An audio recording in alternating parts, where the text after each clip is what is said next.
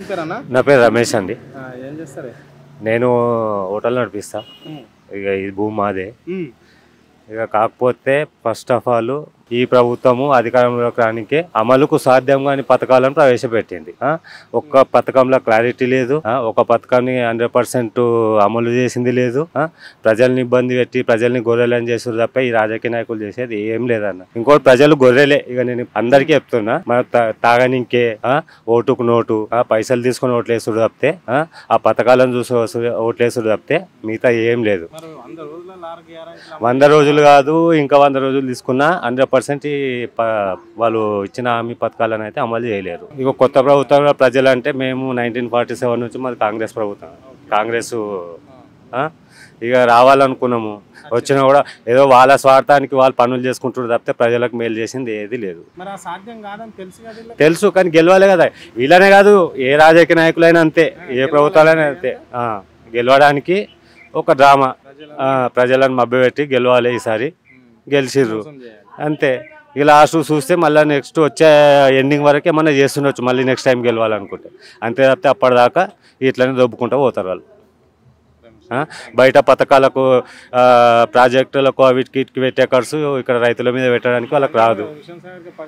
అదే హుస్సేన్ సాగర్కు పెడతారు, ఇంకా అది RRR పెడతారు, వేరే ప్రాజెక్టులకు పెడతారు. ఎందుకంటే అక్కడ వాళ్ళకి తినడానికి ఛాన్స్ ఉంటుంది, డబ్బులు తినడానికి. రైతులకు పెడితే ఏమొస్తుంది, రైతులకు పెడితే ఏం మిగిలదు వాళ్ళకు. అట్లా ఏం చేసుకుంటూ పోతారు వాళ్ళు. వాళ్ళని క్వశ్చన్ చేసేటోళ్ళు లేరు.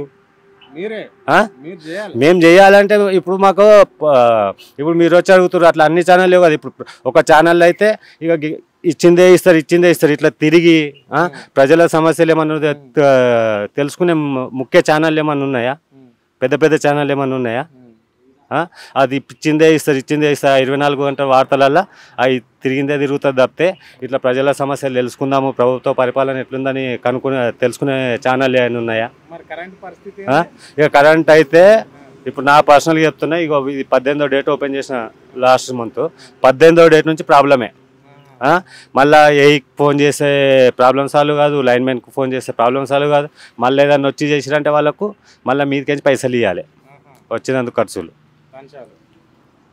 ఇక లంచాలో ఖర్చులో ఏదో ఒకటి, లేకపోతే వాళ్ళు రారు, పని చేయరు. ఇట్లా ఉంది పరిస్థితి. టీఆర్ఎస్ ప్రభుత్వం ఉన్నప్పుడు కరెంట్ పోకుండా నిజంగా చెప్పాలంటే.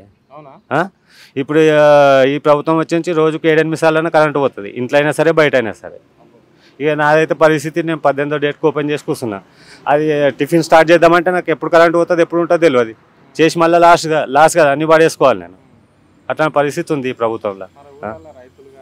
ఇగో రైతులు, ప్రజలు ప్రభుత్వాలు ఏది ఇచ్చే పథకాలకు ఆశపడి ఓటేస్తారు తప్పితే వాళ్ళకు కూడా తెలుసు ఏది కాదని. కాకపోతే ఇక వరల్డ్ బ్యాంకు కావచ్చు, ఇంకా లేదంటే కేంద్ర ప్రభుత్వం నుంచి తెస్తారా అప్పులు అది కరెక్ట్ కాదు ఏ గవర్నమెంట్ ఉన్నా. ఇవి అన్నిటి బట్టి చూస్తే ఇంకా ఉచిత విద్య, వైద్యము రైతులకు ఏదన్నా చేస్తే అదేదన్నా ఉంటే దేశం బాగుపడుతుంది తప్పితే వీళ్ళు ఇట్లా పథకాలు ఇచ్చుకుంటూ పోతే మళ్ళీ అప్పులు మనం విన్నే కదా. మన డబ్బులు మనకి ఇస్తారు, అప్పు మళ్ళీ మనం విన్నే. అది ప్రజలకు తెలియదు.